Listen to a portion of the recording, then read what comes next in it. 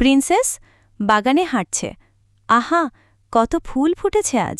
গোলাপ, গাঁদা, শিউলি, মনে হচ্ছে পুরো বাগান যেন উৎসব করছে।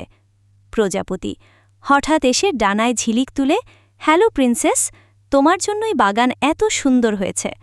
প্রিন্সেস চমকে উঠে, ও তুমি কে? এত সুন্দর রঙিন ডানা আমি আগে কখনো দেখিনি। প্রজাপতি আমি তোমার বাগানের ছোট্ট প্রজাপতি। ফুল থেকে ফুলে উড়ে বেড়াই, গান করি, রং বিলাই। প্রিন্সেস হেসে, গানও করো নাকি? প্রজাপতি হ্যাঁ হ্যাঁ নিশ্চয়ই। তারপর প্রজাপতি বলল, হ্যাঁ, ফুলেরা আমাকে গান শেখায়, শুনবে? প্রিন্সেস অবশ্যই, শোনাও। নিশ্চয়ই। তারপর প্রজাপতি হালকা কণ্ঠে গাইল, সূর্যের আলোয় রং খুঁজি, ফুলের হাসিতে সুখ লুকাই। প্রিন্সেস মুগ্ধ হয়ে বলল, বাহ, কত সুন্দর! তোমার গলায় যেন বসন্তের সুর বাজছে।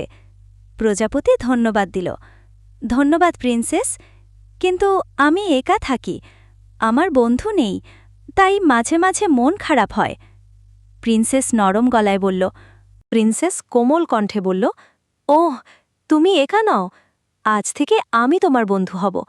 প্রজাপতি খুশিতে বলল, সত্যি? প্রজাপতি অবাক হয়ে জিজ্ঞেস করল, সত্যি?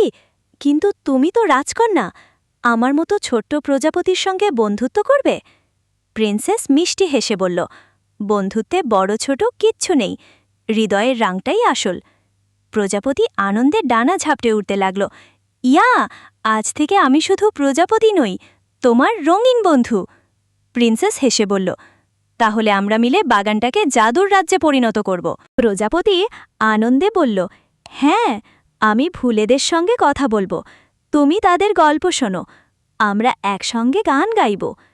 প্রিন্সেস হেসে বলল, তাহলে চলো, আজ থেকে এই বাগান আমাদের জাদুর রাজ্য। প্রজাপতি রাজি হয়ে বলল, রাজি।